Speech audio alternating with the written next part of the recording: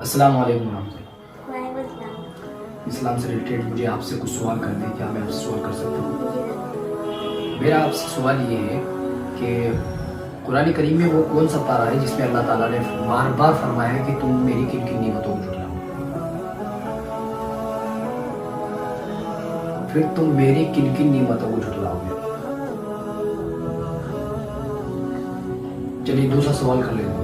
اچھا بتائیے کہ وہ کون سی نماز ہے جس کی اذان 2 بار ہوتی ہے؟ جمعے کی نماز، ماشاء اللہ۔